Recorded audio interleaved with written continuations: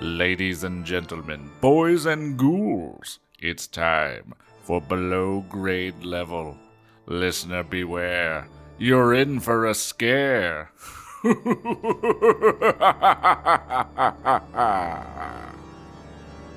Hello and welcome to Below Grade Level, the show where we take the books we read as kids and read them as adults and ruin them. I'm one of your hosts, Jonathan Eaton. With me as always is Bekah Eaton. Hello. And Kris Zaleski.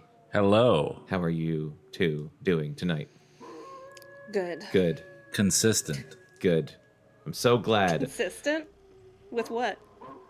Well, not bad, not better. It's just consistent. Just I mean, staying the course. If you were already bad and you remained bad, That's true. that would suck for you. Yeah. Were you Better were than you it bad, getting or are you worse. just fine? You're fine. I'm That's better than okay. getting worse. You're okay. Oh, that's good. Okay. I'll deal with I'll take okay. For now. Well, let's see if Alright. we can let's see Depends if on we how can this next chapter goes. Let's see if we can take you from okay to great, Kris, because joining us tonight is all-star reigning champion here to bring this book home with us for the millionth time, John Walker. Hello. Will you start calling me the book finisher? The book finisher. We need a good No, the book like, closer. Oh, the Yeah. book closer. Yeah, I like that. Oh, the The closer. closer. Because it's got like a closer. Yeah, you can just call me the closer, and then people will be like, oh, why? Is he good at closing deals? And it's like, no, he's good at closing books. Literally closing books, like, Quite literally. yes. We at this point, the last time we recorded, I think I immediately texted you, and I was just like, "When are you available so that we can finish this?" Because we just like are. I'm fully now committed that you're just the guest that we have on at the end of every single book. No, I like that. I like that being the guy who comes in with the broom at the end and tries to see, like, what have we learned here as people are, like, putting up the folding chairs, Yeah. and And I have to shaking say their things heads. like grunch. Yeah, right. You should have like business cards made where it says like John Walker and then underneath in like a scary font, Professional the final chapter. Oh, the final chapter. Ooh, I like that. That would be like my wrestling name. I'm writing down these names for John. And you just come out in like a smoking robe. Yeah. Like, oh, I didn't see you there. Yeah, I feel like it's you being our closer, depending on the book, is like an honor or a burden. Well, I think it's good because I can come in and I feel like I can kind of. It's almost like I'm like a battle nurse or something like that. Yeah. Yeah. Like I can show up when I'm fresh. You've when got you the all energy that are we have exasperated. lost. Yeah. Yeah. So I'm here to bring some sense of healing and closure. Well, hopefully this will be a treat for you Yes. this Yes. time. because You've been this book saying has this been was- this is good. incredible. Yeah, last time you came to help us finish reading Animorphs, which is usually like that's just not something I wish on anyone. Yeah. I I wish we'd stop doing it to ourselves. Honestly, they were some of the best times of my life. those He's shitting morphin all over days. the experience, and he's. I just live like, for grunch. The moment when an exhausted Bekah had Feel to my say the word grunch. Soul collapse. Oh my god. I did enjoy hearing John have to say "yerk" over and over again. any sort of onomatopoeia moment is like a great moment. Right. Well, she always seems to get those. It's as though there's some kind of like, you know how like cats sometimes will seek out the person who doesn't want a cat near them because they seek out the person who's not like making eye contact with them and that kind of thing. Like, who I think can I that break like down the most onomatopoeias seek you out, Bekah, because you're the one who least wants to say weird words. Yeah. 100%. Last time I had to say something creepily, vaguely sexual, and that wasn't fun I either. don't remember that. I don't remember the context. Ooh. We'll have to listen again. Bekah, Find that moment. refresh our memories of what happened last time. Yes, last time on So this last book. time / the whole book, so John can know anything that we're about to talk about. So real quick, whole book recap. These two girls are sisters. I can't remember. I'm if they're sorry, twins. just to interject. They are What's twins. a book? I'll tell you when you're older. Hundreds of years ago. Thank you. We'll table that for later.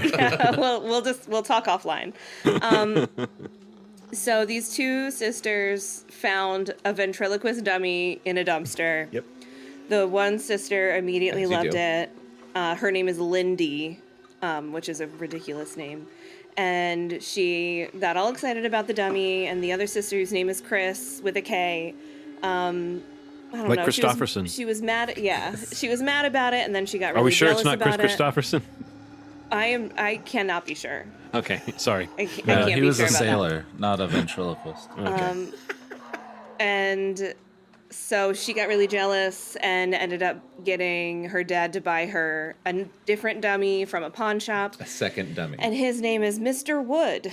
And so seemingly for half of the entire book, Mr. Wood was getting into some weird shenanigans. Like they'd walk in and find him like strangling Slappy and like throwing all the food from the refrigerator on the floor and like doing bad stuff and like saying bad things when Watching a Lindy was pirated holding him movie. and stuff.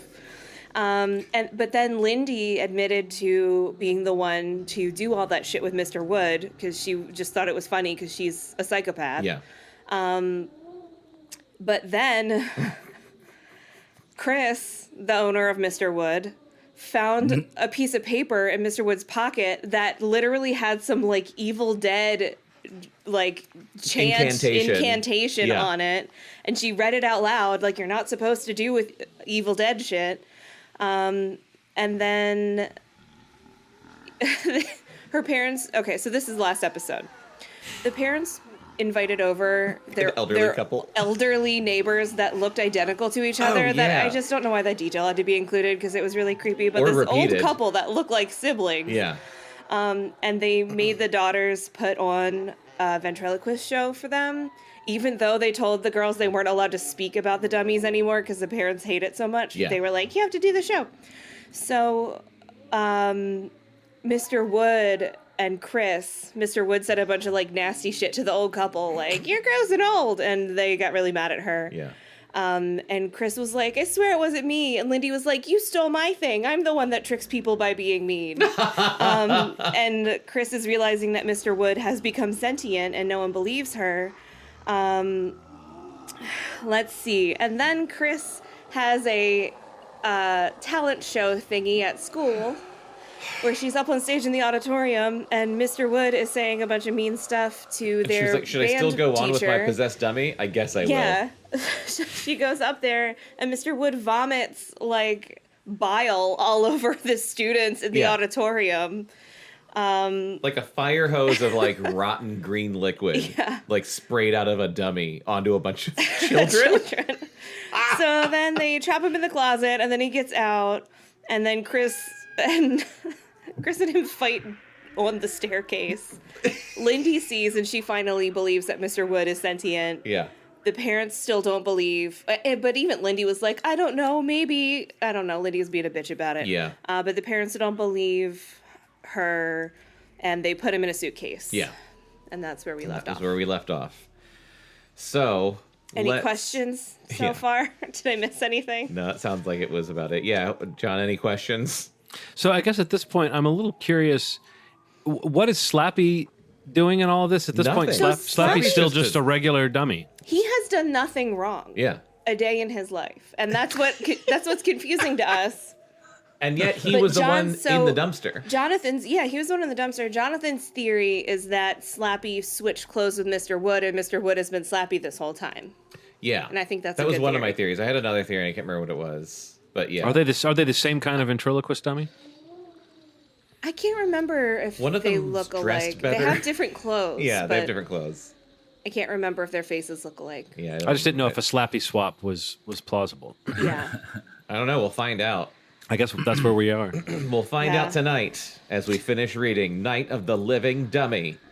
Chapter 22. We'll bury him, Kris said. Huh? Lindy stifled a yawn. Is that what we're doing? Oh, yeah. Lindy is Gomer Pyle, by the way. Okay.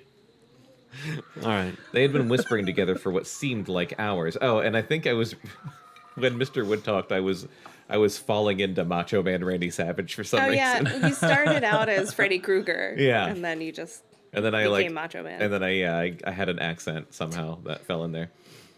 They had been whispering together for what seemed like hours. As they tried to come up with a plan, they could hear the dummy's muffled cries from inside the closet. We'll bury him under the huge Under that huge mound of dirt, Kris explained, her eyes going to the window. Next door at the side of the new house. I was literally about to say, that huge mound of dirt outside, but that's just what she's talking about. Oh, Is the there one a we don't hole talk next about. to the pile of dirt? Good question. If you're burying him under the dirt, you might as well just bury him right on the ground in front of you. How are you going to get him in the mound of dirt? Yeah, an excavator, an earth mover. You're going to move if it you will. eventually. An earth mover. Gonna come and get him. Yeah, okay. I don't know, Lindy replied. I'm so tired. I can't think straight. She glanced back at the bed table clock. It was nearly 3:30 in the morning. I still think we should wake up Mom and Dad, Lindy said, fear reflected in her stupid eyes. We can't, Kris told her. We've been over that 100 times. Why? Well, you get it through your thick skull. They won't believe us. If we wake them up, we'll be in even bigger trouble. I don't know how they haven't given us away at this point, because we've been acting insane. How could we be in bigger trouble? Lindy demanded, gesturing with her head to the closet where Mr. Wood's angry cries could still be heard. Ooh, let me out of the closet! Yeah. Leaning really hard into it. Get dressed, Kris said with a renewed energy. We'll bury him under all that dirt. Then we'll never have to think about him again. Lindy shuddered and turned her eyes to her dummy, folded up in the chair. I can't bear to look at Slappy anymore. I'm so sorry I got us interested in dummy.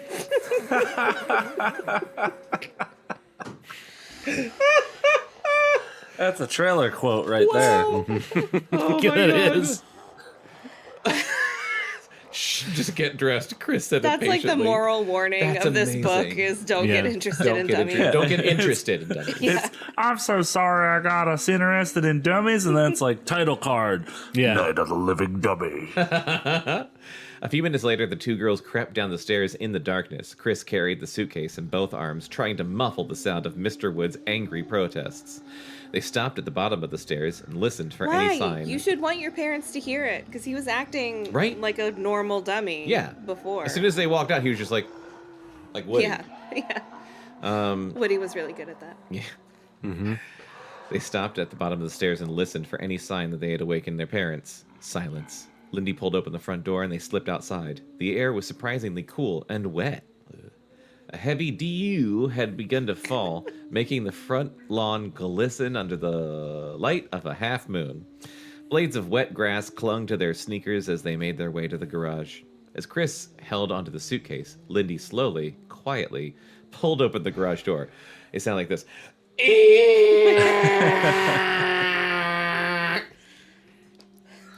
When it was halfway up, she ducked and slipped inside. A few seconds later, she emerged carrying a large snow shovel. This should do it, she said, whispering even though no one was around. She's such a fucking dumbass. They don't have a regular dirt-moving shovel. No, I could use this one. It's good enough for snow, it's good enough for dirt. That's what Lindy always says. Kris glanced down the street as they headed across the yard to the lot next door. The heavy morning dew misted the glow of the street lamps, making the pale light appear to bend and flicker like candles. Dew doesn't fall from the sky, right? It would be a pretty misty.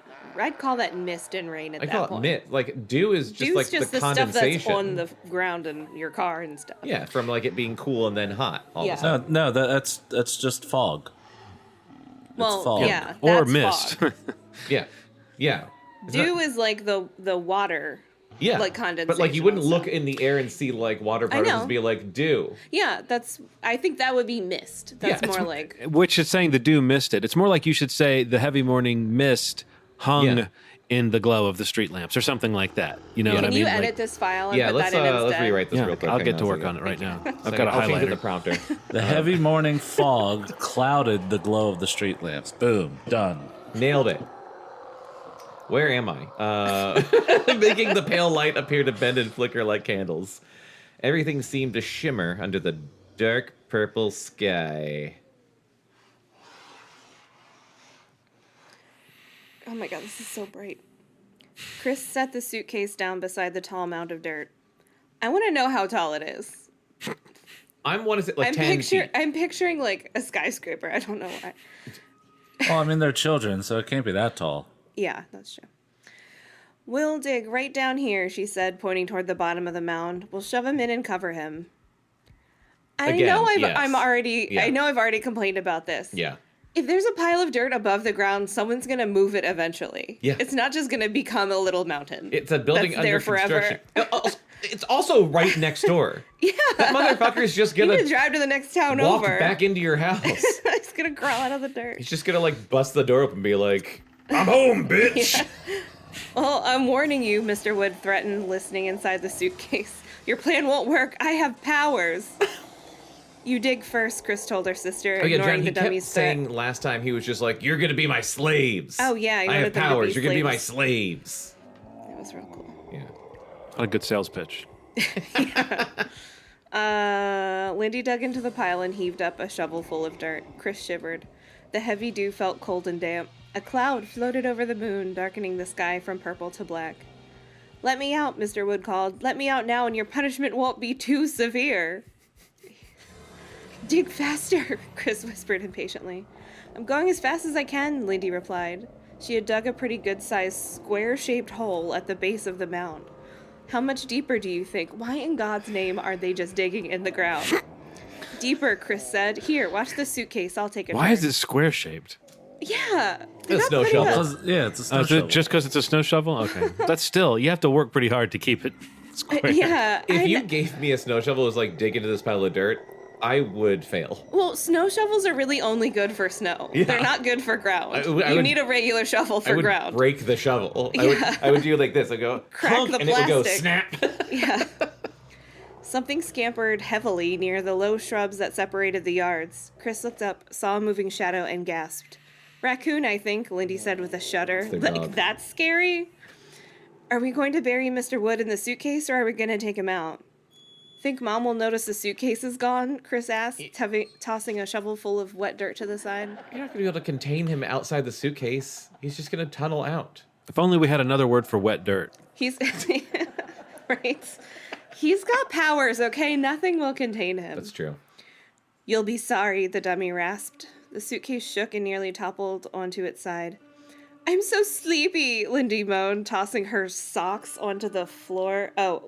Sorry, sometime later. Yeah, Oh. there's a break. Right. I'm so sleepy, etc., sliding her feet under the covers. I'm wide awake, Kris replied, sitting on the edge of her bed. I guess it's because I'm so happy. So happy we got rid of that awful creature. It's called adrenaline. It's all so weird, Lindy said, adjusting her pillow behind her head. I don't blame Mom or Dad for not believing it. I'm not sure I believe it either. You put the shovel back where you found it? Kris asked. Lindy nodded. Yeah, she said sleepily. And you closed the garage door? Shh, I'm asleep, Lindy said. At least there's no school tomorrow. We can sleep late. I hope I can fall asleep, Kris said doubtfully. I'm just so pumped. I want to go fight someone. It's like some kind of hideously gross nightmare. I just think, Lindy, are you still awake? No. Her sister had fallen asleep. Next time you say something to me in bed, I'm just gonna say, I'm asleep. I'm asleep. I'm asleep. Kris stared up at I'm the... asleep. Shh, I'm asleep. Shut up. I'm sleeping. Kris stared up at the ceiling. She pulled the blankets up to her chin. She still felt chilled. She couldn't shake the cold dampness of the early morning air. God, they're all going to get, like, tuberculosis with the atmosphere in this town. After a short while, with thoughts of everything that had happened that night whirring crazily in her head, Kris fell asleep too. The rumble of machines woke her up at 8:30 the next morning. Stretching, trying to rub the sleep from her eyes, Kris stumbled to the window, leaned over the chair holding Slappy, and peered out. It was a gray, cloudy day. 2 enormous yellow steamrollers were rolling over the lot next door behind the newly constructed house, flattening the land. I wonder if they're going to flatten that big mound of dirt, Kris thought, staring down at them like an idiot.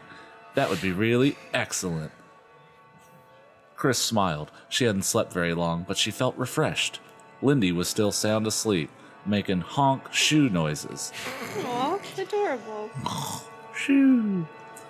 Kris tiptoed past her, pulled her robe on, and headed downstairs. Morning, Mom, she called brightly, tying the belt to her robe as she entered the kitchen. Mrs. Powell turned from the sink to face her. Kris was surprised to see an angry expression on her face. Really? She followed her mother's stare to the breakfast counter. Oh, Kris gasped when she saw Mr. Wood. He was seated at the counter. His hands in his lap, his hair was matted with red-brown dirt, he had dirt smears on his cheeks and forehead. Kris raised her hands to her face in horror. I thought you were told never to bring that thing down here, Mrs. Powell scolded. What do I have to do, Kris? Beat you? She turned angrily back to the sink. The dummy winked at Kris and flashed her a wide, evil grin. Here, you want to read the next page, too? Yeah. Chapter 23. As Kris stared in horror at the grinning dummy, Mr. Powell suddenly appeared in the kitchen doorway. Ready? He asked his wife. Mrs. Powell hung the dish towel on the rack and turned around, brushing a lock of hair off her forehead. Ready? I'll get my bag. She brushed past him into the front hallway. Where are you going? Kris cried, her voice revealing her alarm. She kept her eyes on the dummy at the counter. Just doing a little shopping at the garden store, her father told her, stepping into the room, peering out the kitchen window. Looks like rain. Fulfilling the dad prophecy. I don't know why that's so funny. Also, this has just become Coraline at this point. Hey, say, kids, how's it going? He's this guy. Hey, how's it going, kiddo? Don't go, Kris pleaded. Huh? He turned toward her. Don't go. Huh? Please, Kris cried. Her father's eyes landed on the dummy. He walked over to him. Hey, what's the big idea? He even says, what's angrily. the big idea? Jesus Christ. Say. I thought you wanted to take him back to the pawn shop, Kris replied, thinking quickly. Not till Monday. It's a weekend. Her father replied, Today is Saturday, remember? The dummy blinked. Mr. Powell didn't notice. Do you have to go shopping now? Kris asked in a tiny voice. Before her father could answer, Mrs. Powell reappeared in the doorway. Here, catch, she called and tossed the car keys to him. Let's go before it pours or before the children want to come. Mr. Powell started to the door. Why don't you want us to go? He asked. The dummy, Kris started, but she knew it was hopeless. They'd never listen. They'd never believe her. Never mind, she muttered. A few seconds later, she heard their car back down the driveway. They were gone, and she was alone in the kitchen with the grinning dummy. Mr. Wood turned toward her slowly, swiveling the tall counter stool, his big eyes locked angrily on Kris's. I warned you, he rasped. Barky came trotting into the kitchen, oblivious to everything, his toenails clicking loudly on the linoleum. Oh, Barky. He sniffed the floor as he ran, searching for breakfast scraps someone might have dropped. Barky, where have you been? Kris asked, glad to have company. The dog ignored her and sniffed under the stool where He Mr. didn't Wood answer sat her. That's on. rude. I was outside. He was upstairs waking me up, Lindy said, rubbing her eyes as she walked into the kitchen. She was wearing white tennis shorts and a sleeveless magenta t-shirt. Stupid dog. Barky licked at a spot on the linoleum. Gross. Linoleum. That was a problem word for me. Barky licked at a spot on the linoleum. I turned that into linoleum. Hey guys, what do you think of that linoleum? The linoleum. Lindy cried out as she spotted Mr. Wood. Oh no! I'm back, the dummy rasped. And I'm very unhappy with you two slaves. Lindy turned to Kris, her mouth open in surprise and terror. Kris kept her eyes trained on the dummy. What does he plan to do, she wondered. How can I stop him? Burying him, that's another one I need to work on. Burying him under all that dirt. Didn't. Right, she kind of threw him in a pile of dirt. Burying him under all that dirt hadn't kept him from returning. Somehow he had freed himself from the suitcase and pulled himself out. He has powers. Wasn't there any way to defeat him? Any way at all? Grinning his evil grin, Mr. Wood dropped down to the floor, his sneakers thudding hard on the floor. I'm very unhappy with you two slaves, he repeated in his growly voice.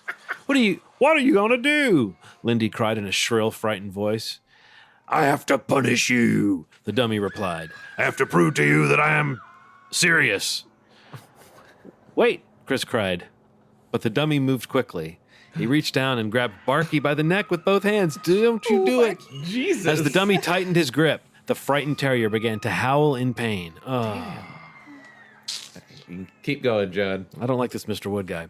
I warned you, Mr. Wood snarled over the howls of the little black terrier. You will do as I say, or one by one, those you love will suffer. No, Kris cried. Barky let out a high-pitched whelp, a bleat of pain that made Kris shudder. Let go of Barky, Kris screamed. The dummy giggled. Barky uttered a hoarse gasp. That's terrible.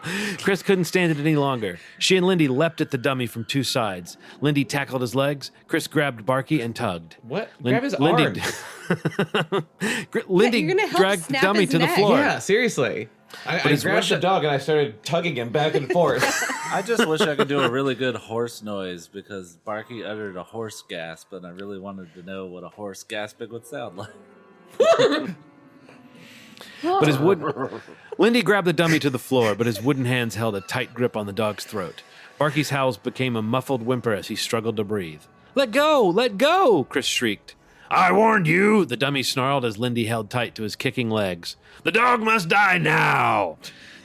No! Kris let go of the gasping dog. She slid her hands down to the dummy's wrists. Them to do. I know, like, just ask him. Maybe he just wants, like, a glass of milk every now and then. Right. All I want to do is drink while you talk. No, Or this the other way situation around, did. I mean. The situation really did just want you to escalate put on my quickly. stories. Then with a fierce tug, she pulled the wooden hands apart. Barky dropped to the floor, wheezing. He scampered to the corner, his paws sliding frantically over the smooth floor. You'll pay now, Mr. Wood growled. Jerking free from Kris, he swung his wooden hand up, landing a hard blow on Chris's forehead.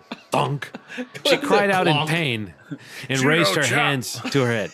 She cried out in pain and raised her hands to her head. She heard Barky yipping loudly behind her.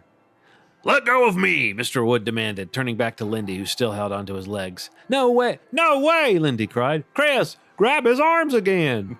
Her head still throbbing, Kris lunged forward to grab the dummy's arms. But he lowered his head as she approached and clamped his wooden jaws around her wrist. Ow! Kris howled in pain and pulled back. Jesus. Lindy lifted the dummy up by the legs, then slammed his body hard against the floor. He uttered a furious growl and tried to kick free of her.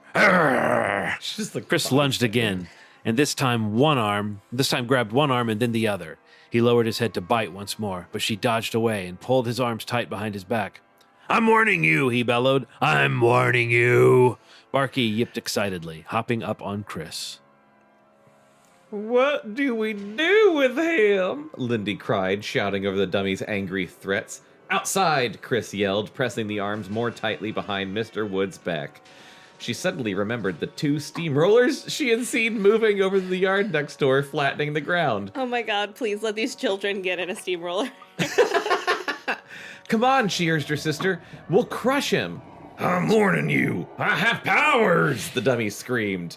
I haven't used them yet, but I got them. Right? It'd be funny if he did not have any powers. I'm thinking maybe he doesn't. Yeah. Yeah. An animated dummy. Yeah. I mean, I guess talking and moving is a power. Yeah, technically. For a dummy to have. Ignoring him, Kris pulled open the kitchen door and they I carried can their... levitate stuff less than half a pound. But only when you're not looking. And it stops when you look. So you'll never know if it's true. Ignoring him, Kris pulled open the kitchen door and carried their wriggling captive outside. The sky was charcoal gray. Still, a light rain had begun to fall. The grass was already wet, from the dew. Over the low shrubs that separated the yards, the girls could see the two enormous yellow steamrollers. One in the back, one at the side of the next door lot. One in the back, one at the side of the next door lot. Back and to the left. Does there need to be two steamrollers? That seems like I've never seen two steamrollers in one place. Well, it's a big project and we got a deadline. Sometimes on a construction site, you have to have little competitions to see who's the best Yeah. at steamrolling. Who can roll the most steam? Happens all the time. Because in a pinch, you need to know, like, you've got your number one guy and Yeah, your number and two you need, like, a person. backup. Right? Yeah. Yeah. They looked like huge lumbering animals, their giant black rollers flattening everything in their path. You know those animals that have big rollers Exactly. on their faces? Just like an animal. And they walk around dragging their face in the ground, just smushing stuff. Yeah, the roller beasts of the Serengeti. Yes, they're very deadly. This way, hurry, Kris shouted to her sister, holding the dummy tightly as she ran. Toss him under that one. Let me go, slaves, the dummy screamed. This is your last chance. He swung his head hard, trying to bite Kris's arm. Thunder rumbled low in the distance. The girls ran at full speed, slipping on the wet grass as they hurried towards the fast-moving steamroller, a quality you don't often attribute to a steamroller. I'm questioning whether these are steamrollers. They're like, moving Oh, fast. so the steamroller's already going. 2 miles and they're max, just gonna maybe. run up and like huck a dummy in front of it. yeah, because any steamroller operator worth his salt is gonna let children run near his fucking steamroller. Why did I think this was happening at night? I guess I didn't know that there was like midnight steamrolling going on. Midnight steamrolling. I love that. I'm questioning CCR any sort song. of construction happening during any sort of rain. Oh, good. Yeah. Well, yeah, it's wet. It's just gonna smush him into the mud. It's not Right. gonna flatten him. Yeah. Talking dummies, one thing I can. It's gonna be like a spa day for that little fucker, Yeah, he's gonna get his back cracked all night. Yeah, he's gonna be like, Yeah. ah, feels great. and like a mud Roll it over treatment. again. The girls ran at full speed, slipping. I already said that. They were just a few yards away from the enormous machine when they saw Barky, his tail wagging furiously. He scampered ahead of them. Oh, no! How'd he get God. out? Lindy cried. Gazing back at them, his tongue hanging out of his mouth, prancing happily in the wet grass, the dog was running right into the path of the rumbling steamroller. Jesus. No, Barky! Fucking idiot. Kris shrieked in horror. No! Barky! No! No. If something happens to Barky, we're gonna have to write our own fan fiction about. We're just gonna have to Need to write improv like the a rest of the counter book. Oh God! Letting go of Mr. Wood, both girls This dove dog's gonna toward the commit dog. suicide. Call out to the guy. Yeah. Hands outstretched, they slid on their stomachs on the wet grass. Unaware of any problem, enjoying the game of tag, Barky scampered away. Can you also... Is he steamrolling the grass? Aren't they like right in front of it? Can you imagine... Yeah, yeah. Can you imagine a guy in a steamroller, and you look over, and Yeah. 2 little girls are running toward you, holding a Yeah. ventriloquist dummy, and Yeah. then a dog runs toward Yeah. you? You would just turn it off and be like, Like it's time for lunch. yep, I don't know. I'm gonna wait this out. See how it No, shakes you out. might be like, Hey, well, it boss? looks like they got the dog, everything's cool, but then the girl starts sliding towards you on their stomachs on the grass, It's like a slip and slide. and you're like, wait, this is kind of freaking me out. Oh my god. It's like The Happening. Just run and dive in front of the steamroller. Why is everybody acting so strange out here? Maybe it's the plates. Lindy and Kris rolled out of the path of the steamroller. So does that mean that they ran in front of it Like and then Indiana slid Jones? away? She reached back to grab her hat. Hey, get away from here, the angry operator shouted through the high window of the steamroller. Are you girls crazy? Yes, they are. You want to get Yes. flattened? They leapt to their feet and turned back to Mr. Wood. The rain began to come down a little harder. A jagged streak of white lightning flashed in the sky. I'm free, the dummy cried, hands raised victoriously above his head. Now you will pay! Get him, Kris shouted to her sister. The rain pelted their hair and shoulders. And I'm assuming we're not going to address it. Is the steamroller man seeing this dummy? Yes, that's what I want to know. Talking and yelling? That's what I want to know. No. Of course Also, if not. I was operating a steamroller and 2 like little girls, like neighbors, walked up with a dummy and they're like, "Can you run this over?" I'd be like, "Sure, go down." Yeah, hell yeah. Yeah. Let's push that. Yeah. Oh, I can't wait to hear what that sounds like. It's gonna crunch. Not in this wet rain. Mr. Wood turned and started to run. He never saw the other steamroller. Oh, Check my out second steamroller. God. The gigantic black wheel rolled right over him, pushing him onto his back, then crushing him with a loud crunch. A loud hiss rose up from under the machine, like air escaping from a large balloon. That's weird. The Yeah. steamroller appeared to rock back and forth. A strange green gas spurted up from beneath the wheel, into the air, spreading out like an eerie mushroom-shaped cloud. Mr. Wood was nuclear. Barky stopped scampering and stood frozen in place, his eyes following the green gas as it floated up against the nearly black sky. Lindy and Kris stared in open-mouthed wonder. Pushed by the wind and the rain, the green gas floated over them. Yuck, it stinks, Lindy declared. It smelled like rotten eggs. Barky uttered a low whimper. The steamroller backed up. The driver jumped out and came running toward them. He was a short, stocky man with big, muscular arms bulging out from the sleeves of his t-shirt. His face was bright red under a short, blonde flat top, his eyes wide with horror. A kid? He cried. Oh, I ran God. over a kid? This man is scarred for Holy shit. life. He's going to need to go to therapy. Yeah. No, he was a dummy. Chris told him he wasn't alive. That doesn't mean he was a dummy. Oh my God, His this intelligence poor- has nothing to do with I know. this. It's like, yeah, that doesn't quite explain it to the guy. I ran over a stupid kid. I ran over a stupid kid? He's not What, alive. did you Well, kids I just know. learn I ran about him natural over. selection? And also, he wasn't alive. You took a dead, stupid kid and threw him out. I desecrated a stupid kid's corpse. There was some kid version of Weekend at Bernie's was going on, and they were going around with their dead shit. friend, and they threw him in Yes. front of a steamroller. I'd watch a kid version of Weekend at Bernie's. That's so fucked up. It really is. It's called Billy's right. Birthday. Weekend at Billy's. He stopped. His face faded from red to flower white. He uttered a loud, grateful sigh. Oh, man, he moaned. Oh, man, I thought it was a kid. If I ran over another one, I would have been fired for sure. What if we followed him and his trauma for like Yeah. several chapters at this point? That's just what the rest of the book is. Yeah. He took a deep breath and let it out slowly. Then he bent to examine the area beneath his wheel. As the girls came near, they saw the remains of the dummy crushed flat inside its jeans and flannel shirt. Excuse me, I had to burp. Don't yell at me, Jonathan. Hey, I'm real sorry, the man said, as I did to Jonathan just now, wiping his forehead with his t-shirt sleeve and as he straightened up to face them. I couldn't stop in time. It's a steamroller. You know how fast these things go. That's okay, Chris Those said, a rating wide notes, that took me a smile second. forming on her face. Yeah, really, it's okay. Lindy quickly agreed.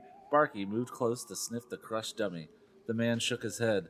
I'm so relieved. It looked like it was running. I really thought it was a kid. I was so scared. Like I said poor before, if guy. I killed another one, I'd definitely get fired.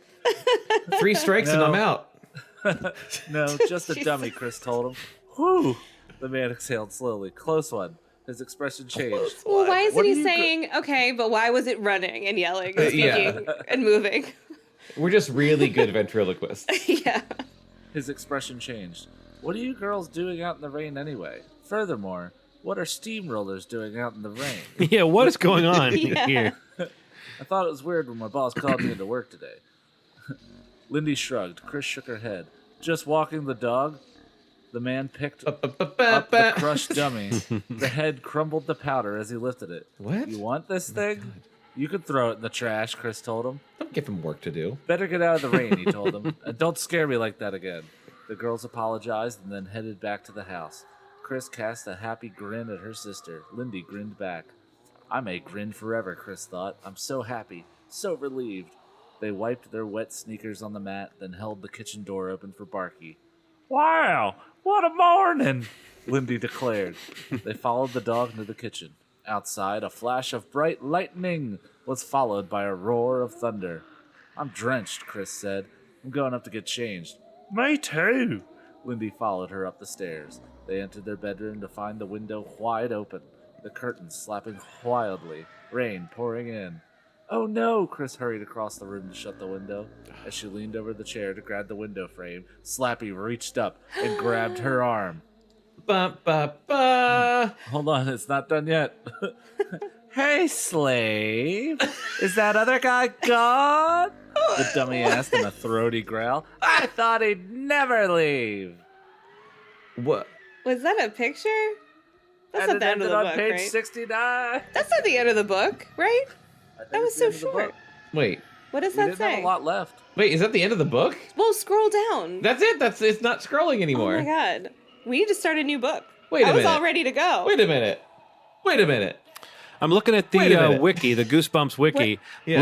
Lindy, Chris, and Barky return home. When the girls get to their room, they find Slappy waiting for them. Slappy asks if the other dummy is gone. Oh my god. Get Get book 2. Oh my god. I'm not. What- I was not. Okay, Wait. What does it say before that or above that picture? I can't see it. Scanning, formatting, and basic proofing by Undead. All right, never mind. Oh. From across the room, that looks like Jigsaw. Just to bring it all.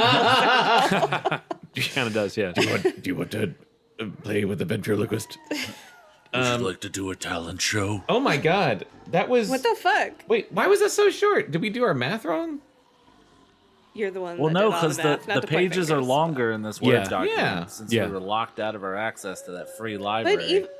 Well, I don't know. You could tell the pages were longer and the chapters seemed shorter Yeah. page-wise because of that. yeah. Wow. I was not ready. I was not emotionally ready for that book to finish then. Me We neither. this burned is- through a lot of book in the last episode.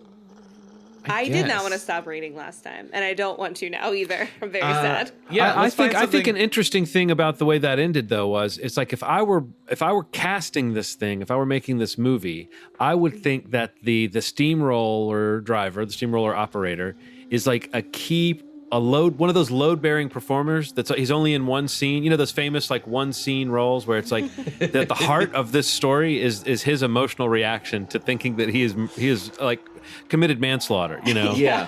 And like the way that he's shaken up, the way it kept coming back to him like 3 or 4 Why times. did they come to me to die? Right, kind of. I thought that I'm like thinking you got to make sure you cast somebody really good to play the steamroller operator in the movie of this, you know, because that was the most harrowing part for Yeah, me. like the casting director was like, "We're not sleeping on this role." No, right. Yeah. It's a gotta small be part, someone but it's good. crucial. Yeah. I don't know who could do it. What Who do do you think? We're just done now. Get me Clint Howard. Who could do? close this you know who could do episode that? now? I feel like really well is Walton Goggins. Oh yeah, Steamroller yeah, yeah. operator? Yeah, Because he'd be He's like the right happy amount at of, like, first, pathos, but also like gravitas to tell those kids to get the fuck out of there. right? Yeah. He'd be happy and hard at work at first, and kind of rolling his eyes at the kids, and then gradually getting a little more stressed, and then utterly heartbroken. Yeah, He would have an entire arc in one scene. yeah, yeah.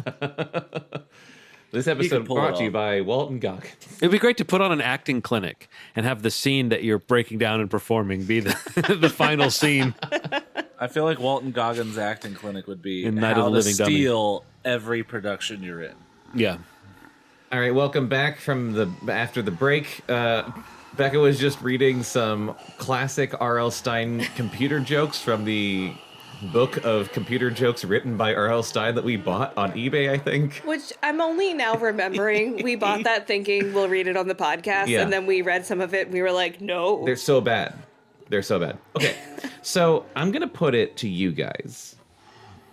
So we blew through the end of that book way faster than I thought, and I feel like we owe it to, I don't know, Joe, whoever's listening, to give him a little more entertainment. So we can do one of two things, and all three of you definitely know the one that I want to do. We could either I vote read. for the other one. I'm just kidding. How dare you? We could either read Give Yourself Goosebumps, which is a choose your own adventure style Goosebumps book. The only danger of that being we don't know how long that's going to take, right? And it would like suck in ebook format. we just have to scroll up and down. But yeah, it's like the goal of that's like how fast can we kill ourselves in that, and it's just like we don't, I remember us doing that before and it took forever. The second choice is we could read some Goosebumps fan fiction, and I found one called Night of the Loving Dummy. Oh. All right, but only if like we skip ahead and just dive right into the middle.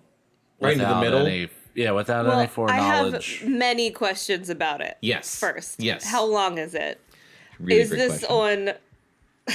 I know too much about fan fiction. An ethical site? Is this on Archive of Our Own? What are the warnings? Okay. The wordings are sexual content and verbal abuse. It's really short. Choose your own adventure. I just want to. Oh God. I don't want to read. First of all, I don't know what it is, but I am not surprised at the look on your face. Second of all, Oh. I don't want to read a random strangers thing on the podcast. Oh yeah. Okay. Oh. You can just read that in your downtime.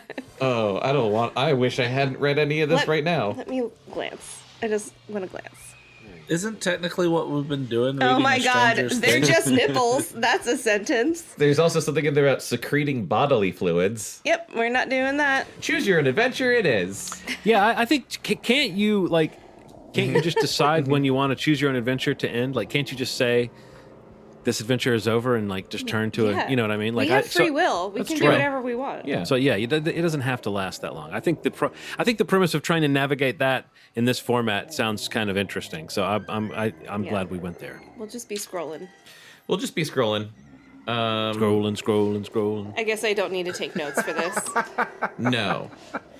I'm just glad someone made a Limp Bizkit joke and it wasn't me. I regret reading any of that fan fiction. Your best friend. This is, by the way, this is Give Yourself Goosebumps. Your drink's right here, by the way. Scary birthday to you. Oh. Thank you. Your best friend Alex walks into your living room on your birthday. He gazes around with. I forgot this is like first person. Oh. He gazes around with a grin. You're kidding! A birthday party with no one home? It's Wow. not first person. What is that called? Is that third person? The second second person. person? If you're saying you, It's second person? Yeah. Okay. My parents had to work, you explain. My older brother was supposed to hang out, but he split as soon as my parents left, see? Your 4 other friends from school are already there. Josh, Mickey, Sarah, Virginia. All the names from Biz Marquis' song, Just a Friend. Alex shoots Ow! Ow! What happened to you? There's cat claws in my foot, and I don't know how to make it stop. Cat claws? Yep. Oh, Alfie. Alfie, please. So rude. Alex I'm sorry. Alex shoots a fist into the air. Yes! He tosses a big, colorfully wrapped package at you. Catch! It's your present. You're gonna love it, Alex says. I talked my mom into spending double the limit since it's you. Alex wants to fuck you. You grin and catch the gift on the fly. It feels like a whole bunch of video game cartridges wrapped up together. Awesome! What? Who else is invited? Sarah asks. Gabe and Brittany, you answer. But they both got sick, and the Boiter twins might not get Boiter? and the Boiter twins might not get home in time. They're coming back from the war. The doorbell rings and Josh races to answer it. Party! Party! Josh chants. He flings open the door. You gasp at what's standing there. How old are we? Really good Do we question. know? No, Okay. no idea. I'm 37. We're Aw, 37 Chris. in this book. You stare at the guy in the doorway. He's about 6 feet 6 inches tall and hideous. His face is a grayish-green color with big slash marks on it. Jesus. His eyes are rimmed in red and they're bloodshot. Long, greasy hair hangs down the sides of his head, but he's bald on top. His teeth are pointy and they're dripping with what looks like blood. It's makeup, you think. It's got to be. But it looks amazingly real. Happy birthday, the guy says in a deep, booming voice. It sounds like pure evil. He stares straight at you. Who is that, You Alex? piss yourself. Alex whispers in your ear. You shrug. Good question. Then you notice all the stuff the guy's carrying. 3 birthday presents. A big cake box from a nearby bakery. A black cloth bag filled with party favors. Could he be some kind of entertainer for your party, like a clown or something? You know, a terrifying clown, more terrifying than usual. He shoves his creepy face up close to yours. I'm Dr. MacDeath, he says, lowering his voice to a hoarse whisper. Yes! Right after our hoarse gasp. We made the right decision. Your parents hired me for your party. You're into horror, right? Horror? Oh, yeah, you gulp. Let the freaky clown in on page 3. Let the freaky clown in. That sounds like a The David Bowie lyric. Oh, shit. Let the freaky clown in on page 3. Also, I love that at the bottom of the pages, there's directions to just go to the next page. Yeah, right. Yeah, you That's don't not get a choose your own guys, adventure. you don't get a That's choice. Right. Look, when did- Dr. MacDeath comes to the door, you let him in. You let him in. I do like that there was a little flavor on it, though. Yeah. Dr. MacDeath pushes past it's you and marches Macdeath. into the living room. Yeah, like Macbeth. He's Irish. Or Oh, Scottish. was brother, thinking- you yeah. think? How could your parents do this to you? Hire some guy to perform at your party? You're too old for clowns. And besides, this guy is seriously freaky. You glance at your friends. They're really going to razz you for this. Wait a minute. Their faces are lighting up. Hey, they all seem to think this guy is cool. All except Sarah. What the fuck? Your parents hired a clown? She asked in a snotty voice. How babyish. What's he gonna do? Make balloon animals? Sure. But he'd make spooky ones. Yeah. Like Dr. corpses MacDeath. and gravestones and stuff. Oh my god, I would love this. I want one at our party, like now. Me too. I'll get one for your birthday in December. Yes. Sure. 40th birthday party clown. Making Dr. scary MacDeath. balloon animals. Dr. MacDeath says in his sinister voice, but I forgot to bring balloons, so I'll have to use you instead. He grabs Sarah and lifts her up. With his long, strong arms, he begins pulling on her legs, twisting them. Ow! Sarah screams, let me go. There. Dr. MacDeath sets your friend on the floor. What do you think? He laughs a terrible, deep laugh. Go on to page 4. This was page 3, right? Yeah. Yeah. So it's just saying go to the next page? What the fuck? Yeah, we haven't That's not made a single choice. Yeah. We have That's, to establish a backstory before we start walking into death. We really have to get a feel for the character Dr. MacDeath. How does it start like this? Because it's awesome. You Is stare she in dead? horror at Sarah. What did MacDeath do to her? Sarah doesn't look human anymore. MacDeath has stretched her arms and legs around her body so many times that she now looks like a swan. A balloon animal swan. What? Help me, she moans. This is gruesome. You glance at your friends. Everyone looks about as horrified as you feel. But this can't be real, right? It must be some kind of magic trick or something. If someone was really twisted up like that, they'd be a goner, wouldn't they? Oh my god. Who's next? MacDeath demands. He points at Josh. You? No! Josh cries. His voice cracks as he backs away. Stop it, Alex shouts at MacDeath. And put Sarah back to normal. MacDeath eyes Sarah. Normal, he says. I love this. She looks pretty normal to me.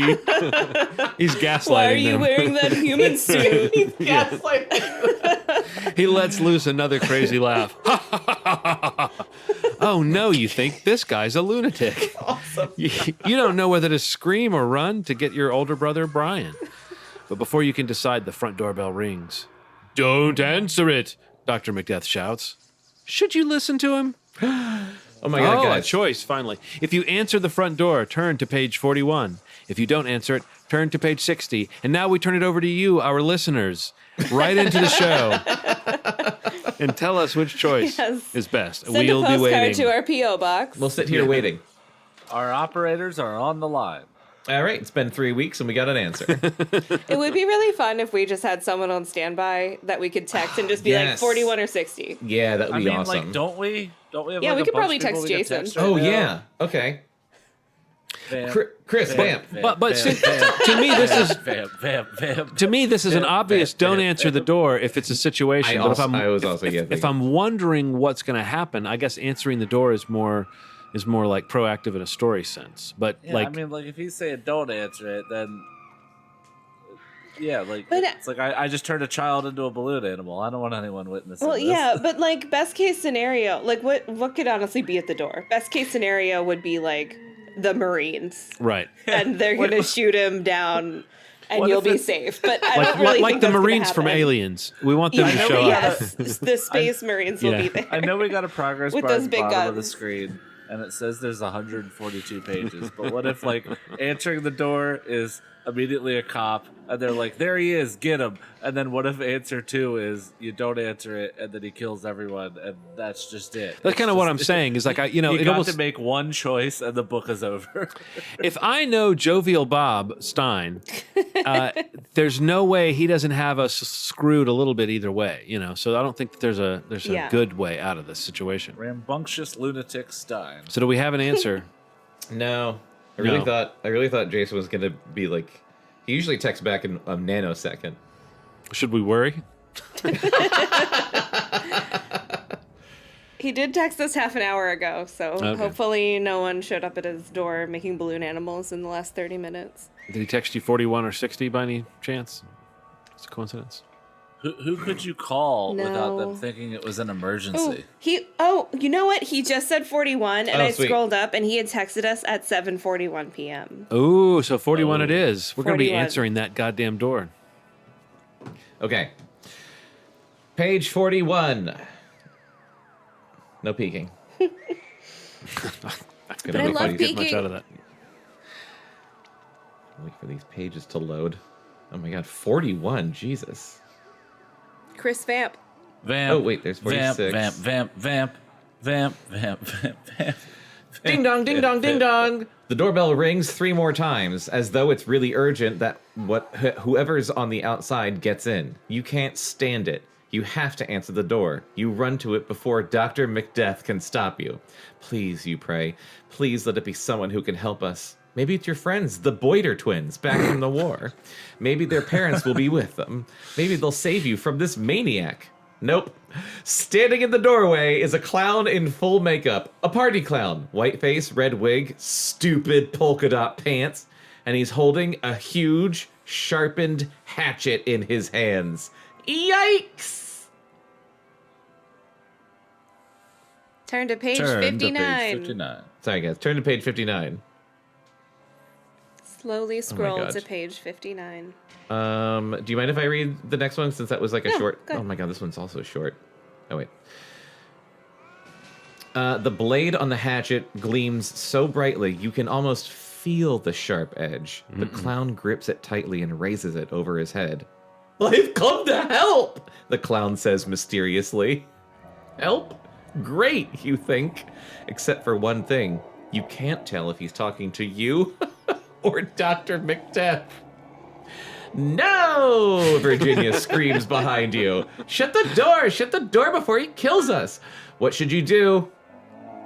Shut the door, page 52. Don't, page 74.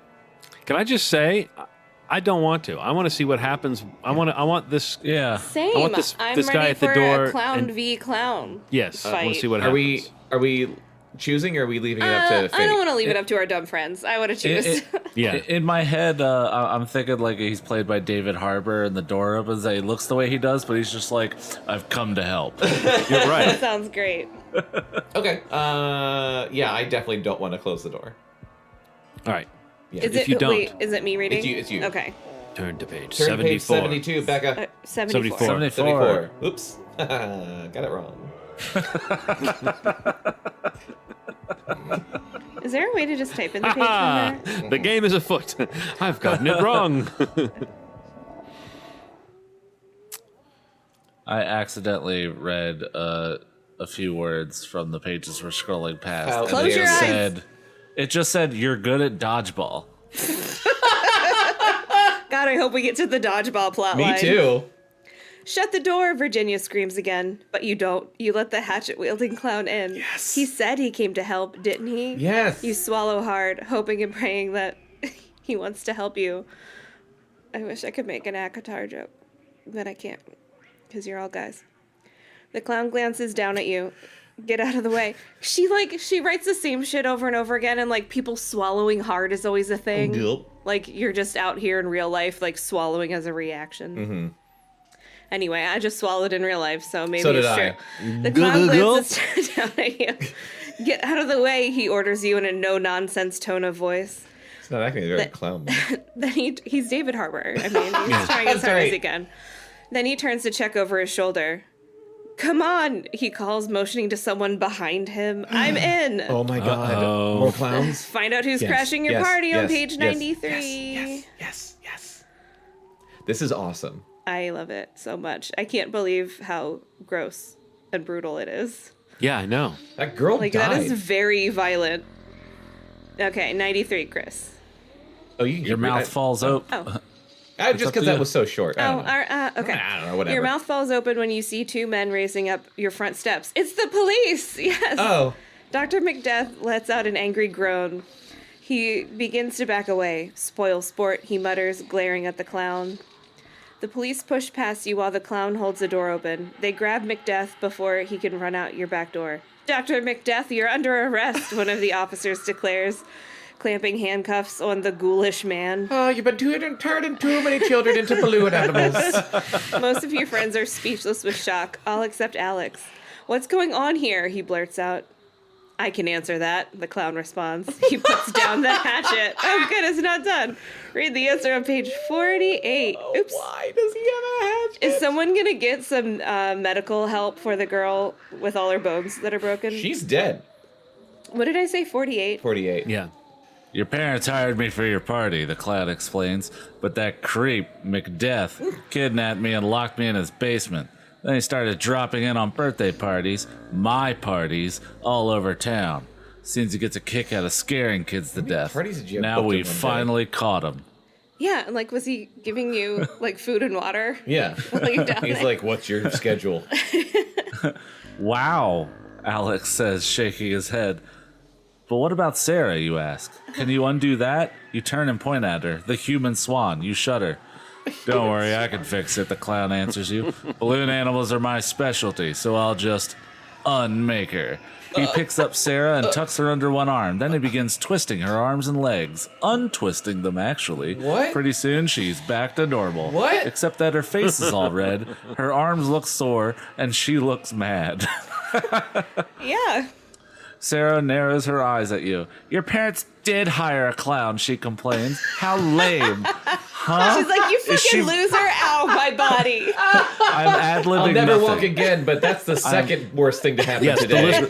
the listener should know you haven't added or changed This is anything. actually Yeah. what is written. Huh? Is she really going to make fun of you even after you practically saved her life? Oh my god. Let's find out That's on page amazing. 29. Oh my god. I do like that. Really, it's just more of a the pages are out of order book. It's less of a choose your own Yeah. I was adventure. thinking that I'm like, do they purposefully make you go really far into the book just as a sense of like, oh, you're really doing something? Yeah, give Yeah, you something's a happening. false sense You're, of control. you're really controlling this narrative. Of course, she's going to make fun of you. Sarah's a really great friend, but she hates anything babyish. What a ridiculous party! I can't believe your parents hired a clown. What are you, 5? She asks you. Come on, everybody, let's go. She heads for the door. She's Wait. the tastemaker of the group. Wait, you cry, turning to your other friends. You guys want to watch me open presents, don't you? That would be fun. It's really not a very good sell, Wow. you know, as you're It's walking not out the fun door. for anyone but you. Yeah. No thanks, Josh says. I'm going home. I've had enough fun for one day. Me too, the other kids say. Whoa, talk about your lousy birthday. Talk about a lousy birthday. When all your friends are gone, you light your birthday candles and make a wish. I wish my birthday could start all over again, you say out loud. Hey, no problem. To make your wish come true, all you have to do is turn back to page 1 and start reading again. But you can't wish your way out of the fact that you've come to the end. I love did it. That was so good. Let's We go did back it. to page 4. Let's not answer the door. Yeah, okay, that's what I was gonna say is We're not starting at fucking page 1 No, again. no. We don't need to do that. No, we're not We'll a bunch start- of fucking rookies. Yeah. Okay. I know where the actual choice was. Yeah, right. So yeah, okay. What if we did feel like we had to read through it? That would be the challenge of this show, would be that you actually have to read the same pages I want again. to give this story justice. So Yeah. we're gonna It go would feel back like and we're gonna Groundhog Day. rewind, and we're gonna go back to Is that the sound of a wish coming You true? snip, snip, snip, yup, yes, yes, it is. So if you remember, listeners, Dr. MacDeath is already there. He's already almost killed Sarah, so Sarah's back to being a pretzel. Yes, there's already been an bitch deserves episode of extreme body horror at the Yeah. beginning of this book. And I love that happens. Like you don't get to make a choice. He just like fucking Yeah. ruins your friend. Okay, so we're Is not. she really a friend, though? She was kind of a bitch. Yeah, from she the really start. was. She Yeah, really in was. hindsight, That's true. I don't feel all that bad Should for have her. left her Yeah, right. twisted up. We're gonna go to page 60. We're not gonna answer the door. We're not I gonna just let like in. that the cops let the clown knock first with an axe. Yeah. They were like, "You've been through enough. Yeah. you handle this. You deserve this vengeance. You know what? He held you captive for a few days. We'll let you go in first, and we'll just pretend like we showed up and he was already that way. Because he was totally going to go in and kill MacDeath. Yeah. Yeah. Why else did he have a hatchet? This was in the old times where cops were worse somehow. You decide not to open the door. Dr. MacDeath's voice is so powerful, you don't want to make him mad at you. Don't look so miserable. He orders you. You're supposed to be having fun. It's your birthday party. A scary birthday to you. Smile. He opens his own hideous mouth in a big, fake grin. His teeth drip that red stuff all over your living room floor. Start having quote-unquote fun on page 99 is what the book says. Page directions are incredible, actually. They are fucking amazing. I want to know what sort of thought process goes into picking where in the book shit is. Well, that's what I was just saying. Yeah. I think it's like a, you know, it's giving you a false sense of control. But I think he's just saying, like, how do you decide 99? Yeah. And not 47? Yeah. Well, because to make you just go throughout the book instead of being like flip. You're like, oh, I gotta I search know, for I it. understand that. It's non-linear. Yeah. You can't go in order. I know, but I'm saying I think they make you go out of your way on purpose. To go, like, that many pages ahead To go like instead of 2 searching pages for it ahead. instead of just being like, oh, it would obviously be on the next. Because like, yeah, why would the first choice on page 4 not say go to page 5 or 6? It was like page 41 or 60. It So just at some point feels you're like going so back much to page work. 5. Yeah, I And think it's like that's- maybe they had it's like I designed think one it's to guy. make it fun. Oh my god. What? We're Maybe not they had, like, arguing. No, I said that because Oh. of John. Maybe they What had. did John do? That's I funny. can't see. That's It's too funny far as hell. away. It's like a clown with a balloon something. It's like a creepy clown making a balloon balloon. I think making a balloon motorcycle. That's what it looks like. Can't But like tell. maybe there's like one guy at the publisher is just like, all right, give me all the chapters. I'll figure out the page numbers. Yeah. Just scramble them up. So, what shall we do first? MacDeath snarls at you. Open presents, play games, eat cake. No one answers. Your friends are all frozen in fear, except for Sarah. She's almost dead. You still can't decide if this guy's a clown or a madman. Really? Right. Seems like I think I'll go I'm home. on the fence about Dr. MacDeath. I think I'll go home now. Oh my god. there's a good clown balloon animal. John keeps changing can't his wait to see it. background to hideous clown balloon creations. I think I'll go home now, Virginia finally says in a meek voice. You can see she's trembling, but she marches toward the front door. With only 2 steps, Dr. MacDeath reaches the front door ahead of her and blocks her way. No one leaves, he says. His voice sounds deeper and more evil than ever. Understand? No one. You can't keep us here, Mickey challenges. Oh no. Read it again, but knowing that is named Mickey. Yeah, right. Ha ha. You can't keep us here, huh? Mickey challenges. You can't keep us here. What do you think I was hoping for like a mobster named Mickey, but that's That's just what as good. I was trying to do that with the you can't keep us here, and I drew out the here. Yeah, I can't win with you. Do Mickey as a mobster. Mickey the Mouse as a mobster. Mickey the Mouse. Combine Mickey, them. Mickey the mouse. Mickey the Mouse. Mickey. That's a way around copyright. That's right. Shit. That's like an off-brand version. Oh, you can't keep us here, see? That's what it is. It's I'm just here to elevate the work. You know, Mickey the mouse. Oh my god. I always wanted to be a gangster, see? Whatever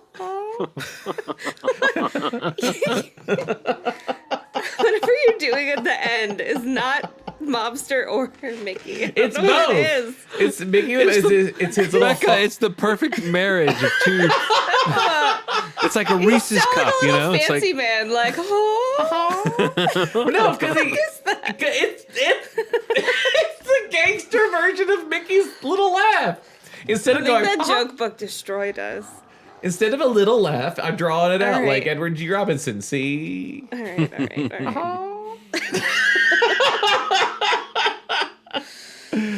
Oh my god.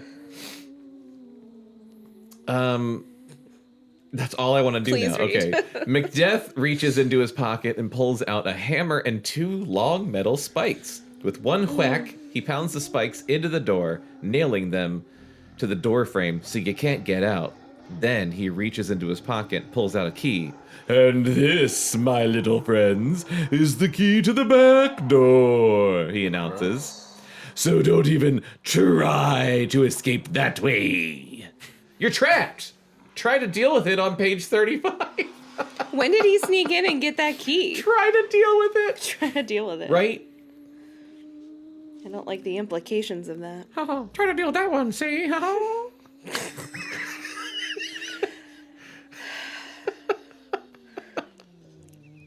The rise at the end doesn't make sense to me. Makes perfect sense to me. You and Alex exchange terrified glances. Where did this guy get the key to your back door? Good question. Yeah. Now, Dr. MacDeath says. He picks up the big bakery box and sets it down on the dining room table. Who wants cake? I forgot about all the shit he brought with him. Yeah. Yeah. None of your friends move. MacDeath reaches into his black cloth bag and pulls out a huge knife. Here, he hands the knife to you. You're the birthday kid. Cut the cake. He just gives you a weapon. You take the long gleaming knife from Dr. MacDeath. It's heavy and sharp and deadly looking.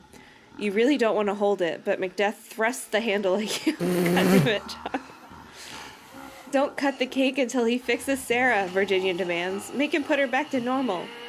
Oh, please, Dr. MacDeath says. He rolls his ugly red rim eyes. Just cut the cake. He's so sassy.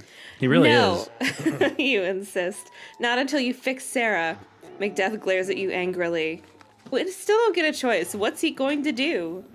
Turn to page 104. What indeed? Trying to figure out a faster way to scroll. Just use your finger. Just flick your I finger did it up. better, All right, fine. but it's not loading. Scroll too fast. You scroll too fast. There we go. Scroll too close to the sun. My turn? Yes, I read the first sentence and it's hilarious. Oh my gosh. Right. Listeners, you're in for a treat. Page 104. MacDeath rolls his eyes again. You little creeps are going to be the MacDeath of me, he jokes. Ha ha, you think this guy's really funny. Not. So that was pretty funny. This is a full circle moment of the book we're reading sounding like something we would say. It really is. Yeah. Yeah, like we haven't ad-libbed any of the actual words. MacDeath lifts Sarah up and untwists her arms and legs. Pretty soon, she looks like a girl again. You sigh in relief. He did it.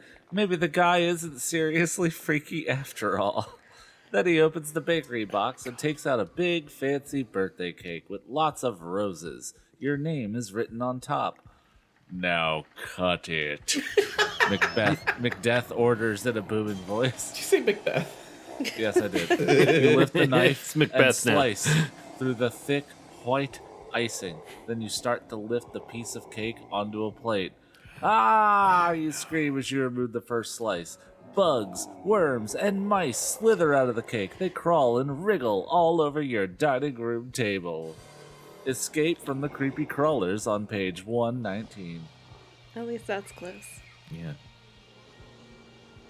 You're gonna be the Macbeth of me. I'm gonna say that all the fucking time. Now, shouldn't he say you're going to McBee the death of me? Like, shouldn't he like throw another Mac in there somewhere? Ew! Josh screams. The cake is crawling with all kinds of disgusting creatures. A huge cockroach flings itself off the table toward your feet. You jump away to avoid it. Dr. MacDeath throws back his head and laughs. Now, my little friends, he says, what shall we do next? Play party games or open presents? Yes. Choose. Party game. Party games. Yeah. Play party games, yeah. Yeah, Why not? obviously. Yeah. Page 85. That's the title of a Fear Street book. A really It long is. one. But it gave us Bone Ladder. It did. Party games was fucking awesome. John, you can keep going. That was very short. You pick the first thing that pops into your mind. Party games, you answer in a trembling Party games, you answer in a trembling voice. Macbeth smiles. Good. He rubs his hands together. You glance down and cry out in surprise. Long, sharp spikes are shooting out of his fingernails. Ouch, he cries. I scratched myself. He puts his hand to his mouth and sucks the wound. You and your friend stare in terror. All right, here's how it works, Dr. MacDeath says. We play games. Was until R.L. you... Stine high when he wrote this? This is Yes. awesome. Yes. He didn't mean to write a choose-your-own-adventure book. Oh, my God. We play It's like I games had too many ideas. until you win. If you succeed, if you win just one of my games, I'll leave. You'll never see me again. But until you win, he gives an evil chuckle. Sounds like Homer. I will stay and fill your world with fear, even if that means staying forever. You gulp. Gulp. An eternity with Dr. MacDeath? Nothing could be more horrible. Now, MacDeath says, what game do you want to play? Pin the tail on the donkey? Paintball? I'm surprised these aren't like horror games. Right? Yeah. Like pin the tail on the dead key or something. Dead ball? Dead ball. Paintball. Head ball? Dodge head? Or shall we have a scavenger hunt? You glance at Alex for help, but he just shrugs. It's your birthday, he says. You choose. If you play Pin the Tail on the wow. Donkey, turn to page 17. If you choose Paintball, turn to page 56. Guys. If you choose Dodgeball, turn to page my 24. Oh my If you God. want the scavenger hunt, turn to page 96. I don't just even- want to interject with two things. Yeah. This book came out in 1999. Cool. I was just wondering, so I looked it up. And there's a billion of these, and there's one called It Came From the Internet. And I would very much like to read that book. Oh my God, R.L. Stine was like, finally I can marry two things I love. Yeah. Giving children goosebumps and computers. Yeah. Well, I feel like I accidentally ruined the dodgeball one. Why? Well, basically, we just Oh, knew right. that dodgeball Already forgot. existed. I did. I totally forgot. I wasn't inclined to choose dodgeball anyway. I'm thinking scavenger hunt or pin the tail on the donkey. Those are my two choices.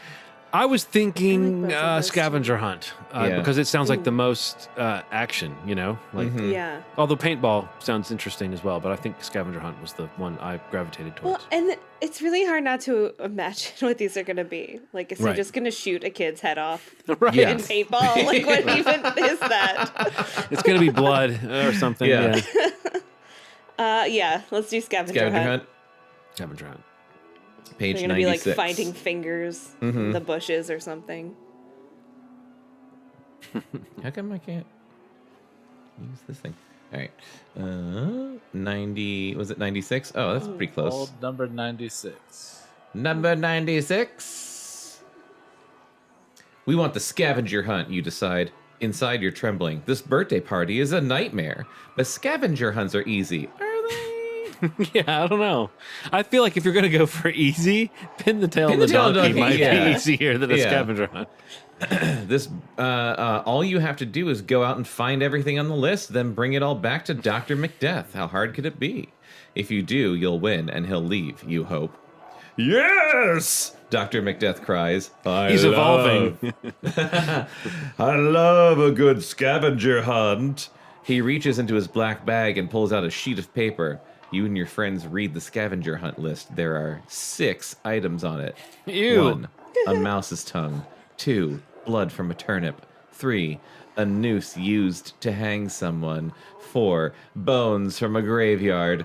5, a murderer's knife. 6, pretty poison. What? Pretty poison. He means the band, the you know how pretty the guys in Poison A are. poster of They were poison. Yeah, pretty pretty. yeah. Well, I know I'm going to John Nagel's house for that one. Shout out to John Nagel, friend of the Shout show. out. You think, what kind of a list is this? I was expecting something super normal from Dr. MacDeath after the way he's been acting. I know. What a shock. Wow! Mickey exclaims. If we're gonna find all that stuff, you have to let us leave. You have to let us leave the house. See? Dr. MacDeath narrows his eyes at Mickey. All right, he says in his booming voice. You may leave the house, but only on one condition. Find out what it is on page 32. This is rude, making us scroll back to 32. Right? For no fucking reason.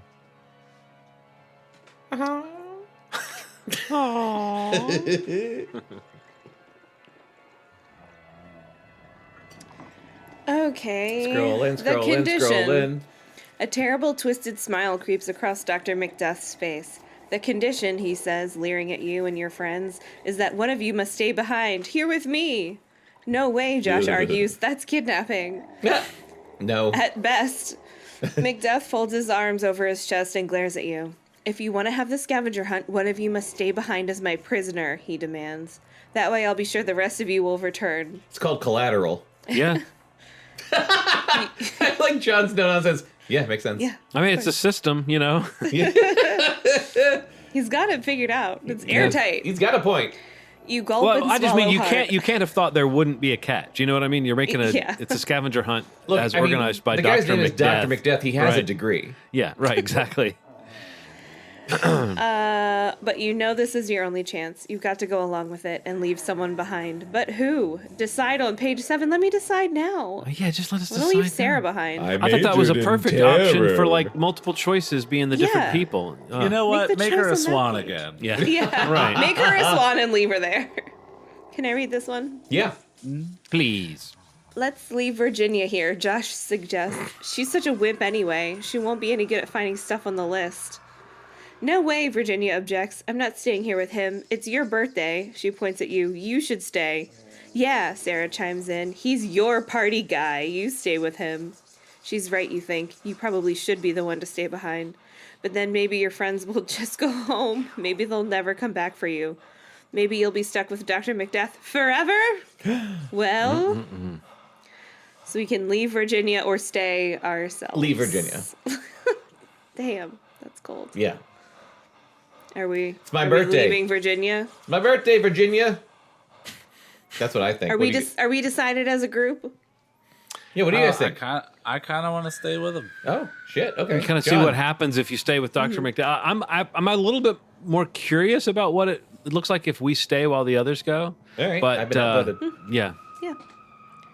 we just saved Virginia's ass. Or did You better we? remember this, Virginia. Yeah, Go She, for if help. she's smart, she should just leave. yeah. Virginia? Yeah. Just At least fucking call the cops Run. Well, yeah. when you get home. Yeah. Okay. Chris, this is you. All right. Okay, I'll stay, you decide. I'll stay with Dr. MacDeath. You guys can go on the scavenger hunt.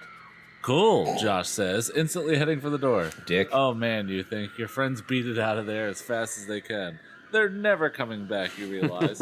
Your breathing practically stops as you face the brutal truth. You're stuck with Dr. MacDeath. Alone, maybe forever. What is this You forever cringe. business, though? Doesn't she have, or Parents? whoever, have parents? Yeah. You'd think so. Well, they come Well, home you're for a you. child. Where's the brother?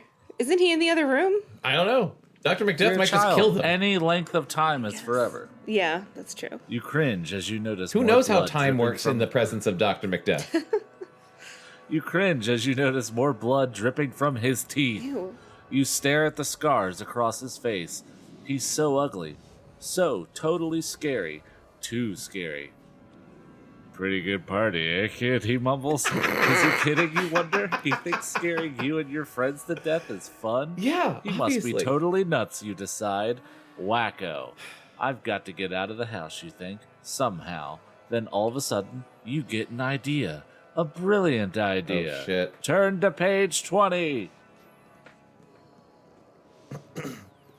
Scroll in, scroll in, scroll in. Keep New those Chuck pages Wagon rolling. scrolling. It's great. Goosebumps. By the way, do you think Dr. MacDeath looks like Mac the Knife from the old McDonald's commercials? 100%. Oh my god. Just This guy? dripping in blood. It was the guy who sang Mac the Knife, and I don't No. know. Was it His Mac, name is Mac Tonight? Oh, his name was Mac Tonight? Okay. Because his face was a big moon, right? Yeah. Well, can You'll you have a can you not Big see my Mac background? tonight. Oh, I can, Jesus and I love it. Christ. Yeah. So are we there? John or This is Chris, me? whoever. Yeah. I don't know why this just popped in my head, but I feel like we were just talking about Freddy versus Jason earlier, and there should also be like one of those movies, but it's Mac Tonight versus Max Headroom. Not versus the both Burger remind King. me of the same weird time period.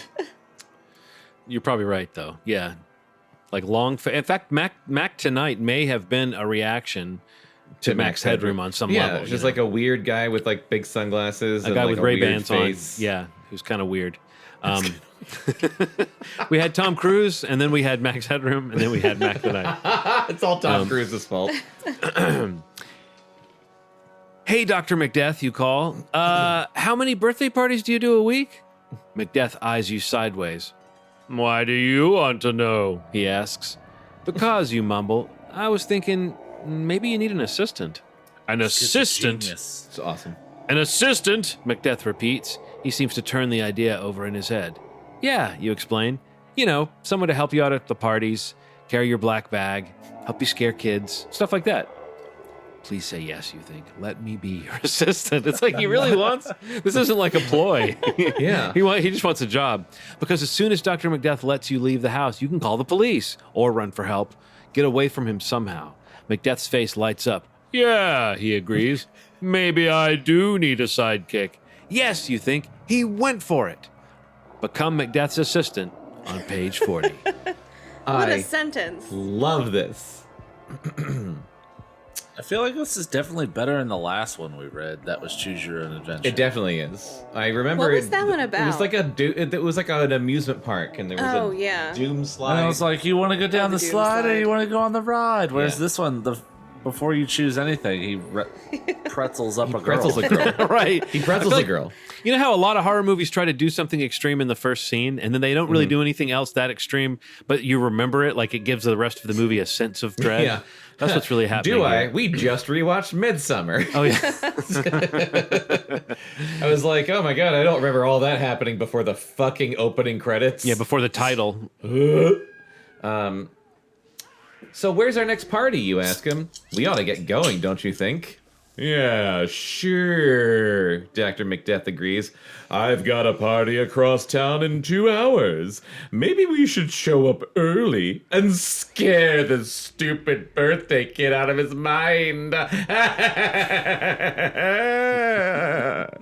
You shiver when you hear him laugh, but you nod your head. Yeah, you agree. Let's go early.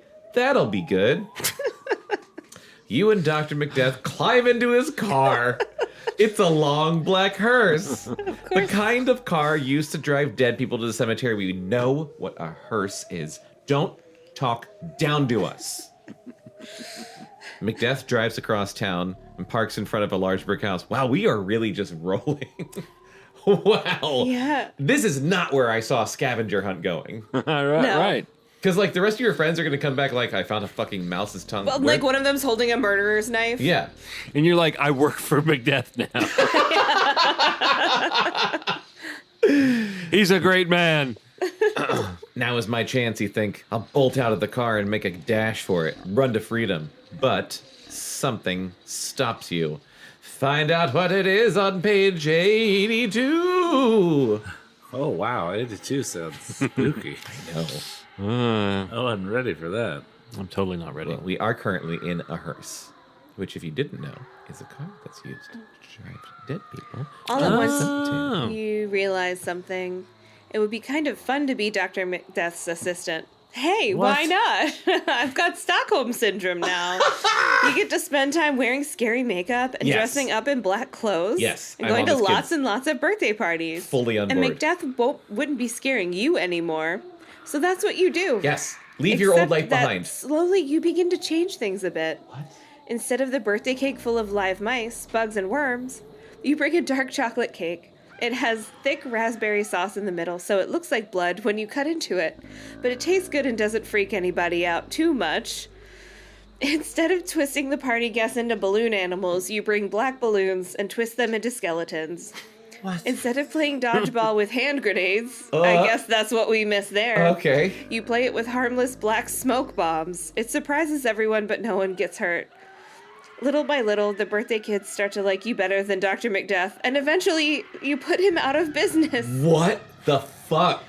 That's right. You've become the death of the party, which makes this the happiest end of all. Oh We got my the good ending. god! We got the good ending by running him out of business. We did it!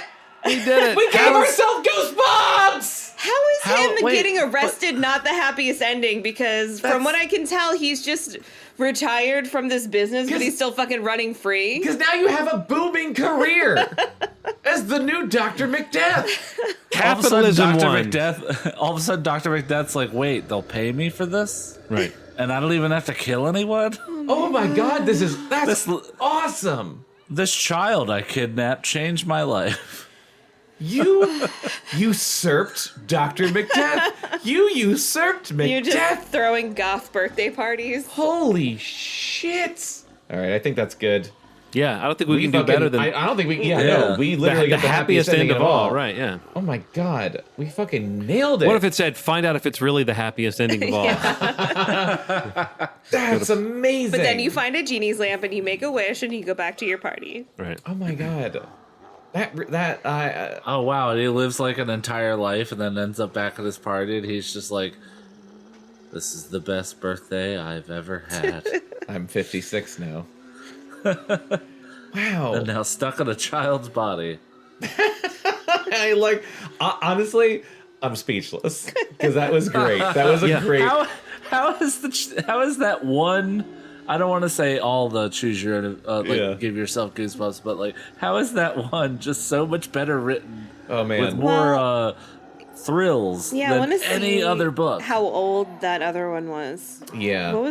Do you know what it was called? It was the first one. I can tell you that. Oh, well. Why doesn't he write all of them with that? Oh, it was from 95, so not that much earlier. He got good in 4 years. That was so fast paced. Yeah. Unlike every other Goosebumps we've He read. was churning out like Like 5 books like a year. 10 of these Oh, a year. Jesus. Hold on. There's one in 95 and then It makes sense. Yeah. I could write one of those fucking things in a weekend. nine Yeah. in 1996. Let's write one. Wow. Instead, let's we- write one. Let's Have I- There's have 12 you- in but, like, 1997. Have I I told you feel that like I... it would consume us. Oh my god. Have I told you that I looked into writing a Lifetime movie? Like, for real? Oh yeah. I mean, you didn't tell me, but I believe you. That sounds like it would be a really fun. Like, I love You an have to- assignment. You have to have an agent. I Of was course. heartbroken because like I looked it up and like they have a whole page on their website because I'm sure people are constantly like, I've got a great idea for a movie. So they have a Well, I whole page wonder of how their, much it costs for like the cheapest agent in yeah, honestly, because it's just like you have to be represented. You can't just send us scripts. You have to be represented and have your fucking agent contact us. I feel like we would get a rejection letter saying like, no, it's too good. No, it's too good. It's too good. Too on the nose. We don't. I don't know. This isn't our brand. I want to tell you about the Lifetime movie we watched last night, but that's going to take another hour. So for now, let's just end the episode. This was incredible. I cannot wait to read Night of the Living Dummy 2. Yeah. Slappy didn't become Slappy until the last fucking page The of that last book. sentence. The last sentence. Son of a bitch. Makes total sense why it's the flagship series God damn of it. Goosebumps. But now we're going to read something else in the meantime. Yeah, But I just want to read. but we're gonna read a Christopher Pike book, and you know it's gonna be weird and full of incest. I guess. Oh, Yeah. God. I was thinking about inviting a coworker to be on the podcast, and then I remembered that we're doing Christopher Pike next, and we've never even hung out outside of work, so I don't know if that is the introduction to my personal life I want for her. She should be our first guest for the book because he saves the incest for like 3/4 it. Okay, but it's not like we're not going to talk about the incest. We don't have to. We can get it out of our systems beforehand. Sorry, not to. I don't feel like I could operate within those guardrails. The whole time we'd be like, reference don't say Christopher incest, Pike. don't say incest. Don't say Without incest. All right, incest. let's stop talking about incest and end this episode. Thank you guys so much for listening. Thank you, John, for being the closer, and thank you for being the Mac tonight. The closer, aka the final chapter. AKA the final chapter of Below Grade Level. What'd you think? What'd you think of your brief stint in Night of the Living Dummy? So brief. And what'd you It think of was Dr. really short. MacDeath? I had a lot of fun with both, and I want to put in a formal request that whenever you do It Came from the Internet, I want to be here. Yes, yeah. absolutely. Definitely. Maybe that should be the kind of the choose your own adventure serves as a good palate cleanser between books anyway. So that's always good to have that to run into if you know, because you don't know how long that last chunk of book is going to be. Yeah, so I thought I had it nailed, episode, measured out, and I was wrong. But even if it had been a short one, I would be happy if it's like if my job is to come finish the book and that's all that it is, then sayonara. I can go off into that gentle night knowing that I did my job. So I'll be back again someday. If you're out there listening, I'll be back again someday. I'll be back to help close this Christopher Pike book that they're going to start soon. John Walker will return. Yes. Next below grade level. There he goes, wandering off into the literary sunset. You can listen to our back catalog. We've got a lot of stuff that we've read, and it's all good. Listen to our other show, The Sketchy Show, and then CD Reads is up there, and that's also literary goodness. It's sexy and gross, and it's fun. And John, what do you want people to know about? Oh yeah, just about every week, and for the last decade and more, we've been doing this as much as possible. Just about every week, I do a podcast with my friends Ron and Steve called Movie Schmovie. We talk about recent films and whether streaming or in theaters and television and everything, and it's just it's sort of a good little hangout show, kind of like this one. It's about chemistry. So yeah, that's one you should check out, Movie Schmovie, and that's on YouTube as well as at movieschmovie.com. And then I have music up under the name Sci-Fi. So if you go to Bandcamp, go to sci-fi.bandcamp.com, and you will find all the Sci-Fi albums, including the one that I put out just in September that still feels very new to me. In geologic terms, it's still new. It's the album The Dashed Hopes Joke Book, which is up there, but as well as many others. Nice. You should spell it. What? Oh, Sci-Fi? Yeah. SIGHFIGH. Good spell. There we go. Yes. And I do want Otherwise, they weren't going to find it. That's true. as of us recording this, your most recent episode of Movie Schmovie, I want to listen to, but I'm not going to until I watch The Killer, because you guys talk about The Killer on Netflix, because I'm a big David Fincher fan, and I want to see that. But I'm really, really curious. I cannot wait to hear what you have to say about Event Horizon. That's one of my favorite horror movies. Oh, cool. Well, that movie genuinely wigs me out. Yeah. Well, two of us liked it and one of us didn't, so that'll be a little bit of a tease. Interesting. I'm I excited. listened to the episode, so I know who didn't. Oh, no! A rift in our marriage. Your marriage has reached the event horizon. Oh, shit! Thank you for listening so much. We'll be back next time, probably reading a Christopher Pike book. Spoiler alert, but that was what we were talking about. We'll find out what we read next time on Below Grade Level, and we love you. Bye. Goodbye. Below Grade Level is a Cactus Radio production.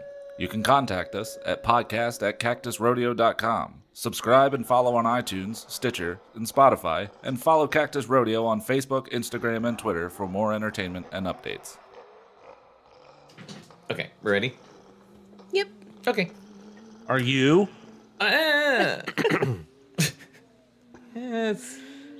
Hello and welcome to Below Grade Level, the show where we take the books that we read as kids and read them as adults and ruin them. Did you burp through that? I was He just was thinking. laughing. This goes back to our pre-show talk, but it was I'm just appalled. like, what if the trap is forcing the contestants on Jigsaw's game to record a podcast?